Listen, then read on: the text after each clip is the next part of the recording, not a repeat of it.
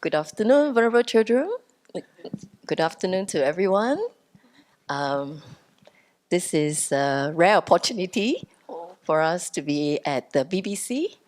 And let me introduce ourselves. We are from FOSAS, Friends of Sravasti, Abbey, Singapore. Hello! We want to show our friendliness, Yeah, so we wave, yeah. Just for some of you, in case you want to know more about us, Friends of Sravasti Abbey started with Brother Chunfa, with a very close connection with vulnerable children in 1987. Yeah? Yeah, when he was just a polytechnic student. So I imagine he's like 18 to 19 years old. So it's many, many years ago, almost close to 37 years. Yes. So this has led to a great connection for all of us to be connected like this. So I think this is our karmic connection from our past lives. So we like to treasure this opportunity to be connected not only in this life, but in many of our lives. Amitabha. And I'd like to introduce to some of my FOSAS friends who are here together with me today. I'm Jolene, and I'd like to introduce Reha. And Reha, a few words from you. Okay. It's not as I imagined the sequence. Okay. Okay, anyway, I'm Riha. I'm from Singapore. I'm a social worker, also a mother of 2 children. We share our experience now or later? Oh, okay. Okay, coming to Abbey is like a dream comes true for me because I have been following vulnerable teaching, yearly teaching in Singapore for the past 20 years. Since I moved to Singapore from Malaysia, I think in 2001, so I have been attending her teaching, should be since 2002 or 3 every year when I was pregnant also. I remember with maybe my baby also heard Vulnerable's voice at that time. So, okay, so coming here, I'm feeling very welcoming and a lot of warmth and kindness.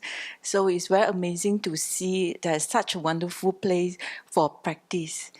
Yeah. So okay, coming here also I feel like age is not an issue. So because wow, my experience in the forest yesterday, I actually was feeling a bit ashamed because wow, I see how vulnerable some K. he the way she carried the saw and saw the trees, all that was really amazing for me. And she actually told me, Areha, I'll put you somewhere so that you no need to walk here and there uphill. But she actually asked me, Areha, please put this in at one part and I will carry uphill, where I felt quite bad about it.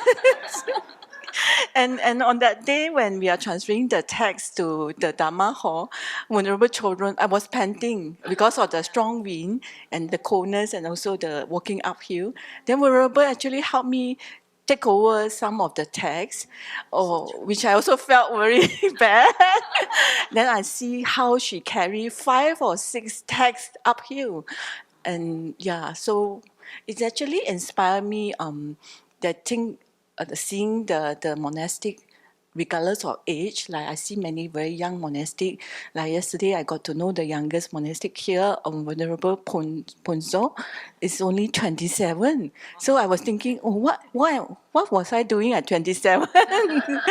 So I was just getting married, going to have a family, work, focusing on work.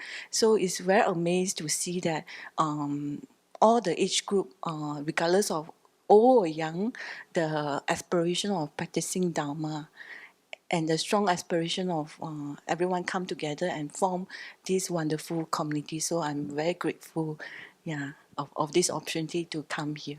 Yeah, thank you. Thank you, Reha. And you'll come back again? Yeah, for sure, for sure. All right, then I'd like to introduce Stella and James, all right, to say a few words. You hold for me the part? Oh, Sure. Okay. I'll do it short and sweet. Okay. Actually, it's James and I wish. 10 years ago, we made this wish that we want to visit the Abbey one day. And then it really happens. I fulfill my wish, okay? And want to see our teacher who traveled so far and with the variables to Singapore. So I tell myself and James that we must come one day to the Abbey. That's definite. So my wish come true. I'm so happy about it, okay? And then, I rejoice in coming here and with everyone. It's like visiting far distant relatives and old friends. Yeah, okay, and get connected with them closely because I get to see the variables, but I have not seen them in person. So I'm here, well, I'm glad doing that. Yeah, thank you. And then I learned so much at the forest work, especially with Feral Sankey. And then it gives me a lot of reminders about my 3 refuge and the 4 power repentance while performing the task. Yeah, so I'm happy that I learned a lot from the variables here. Thank you so much. And then we are James, Reha, and Jolene. We are so grateful for the opportunity given to us to perform this virtuous action. And we are very thankful for the hospitality, the kindness, and given to us, the patient, and to make us feel very comfortable here at ease, and the friendly environment that will keep us coming more to the Abbey. Yeah, so sorry, I'm not so good at expressing myself, so sorry. Okay, and my words to the Abbey: long life all the variables, and to the Sangha communities. Thank you so much.